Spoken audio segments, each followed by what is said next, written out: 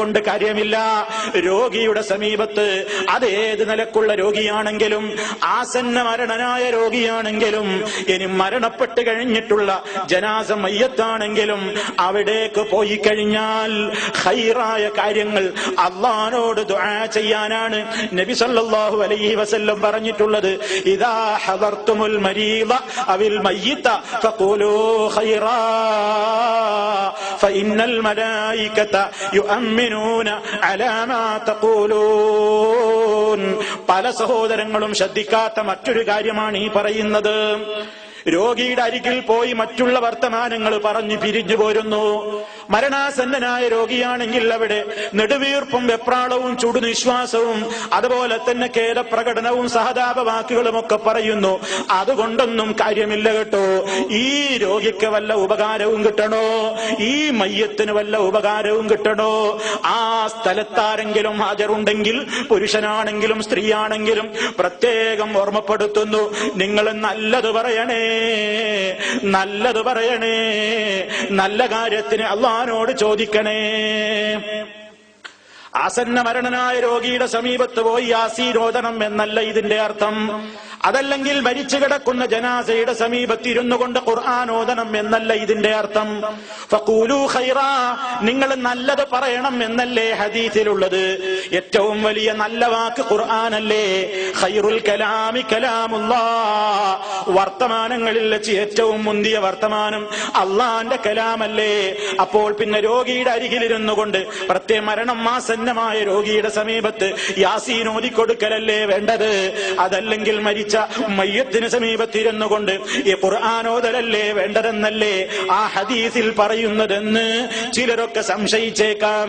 എങ്കിൽ പ്രിയപ്പെട്ടവരെ, ആ ഹദീസ് പറഞ്ഞു തന്ന നബി സല്ലല്ലാഹു അലൈഹി വസല്ലം, ആ ഹദീസ് ആദ്യമായി കേൾക്കാൻ ഭാഗ്യം കിട്ടിയ സ്വഹാബാ കിറാം റളിയല്ലാഹു അൻഹും, അവരൊക്കെ അതിൽ നിന്ന് എന്താണ് പഠിപ്പിച്ചത്, എന്താണ് മനസ്സിലാക്കിയത്?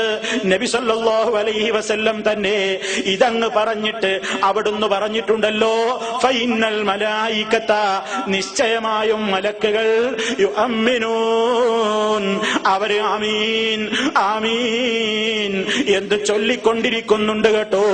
അലാ മാ തഖൂലൂൻ, നിങ്ങൾ പറഞ്ഞുകൊണ്ടിരിക്കുന്ന കാര്യങ്ങൾക്ക്.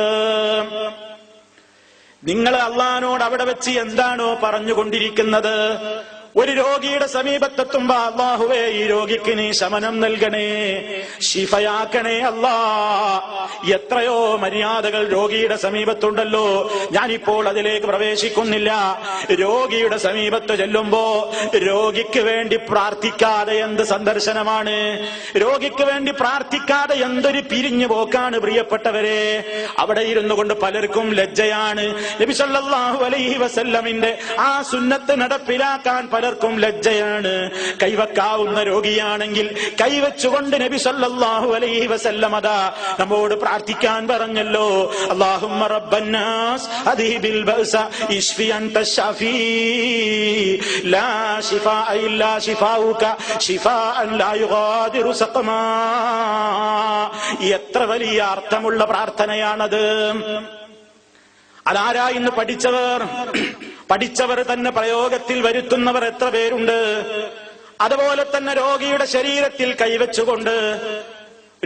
ശരീരത്തിൽ കൈവച്ചുകൊണ്ട് ബിസ്മില്ലാ, അല്ലാഹുവിന്റെ നാമം പറഞ്ഞുകൊണ്ട് അസ്അലുല്ലാഹൽ അദീം റബ്ബൽ അർശിൽ അദീം അൻ യശ്ഫിയക, അസ്അലുല്ലാഹൽ അദീം റബ്ബൽ അർശിൽ അദീം അൻ യശ്ഫിയക.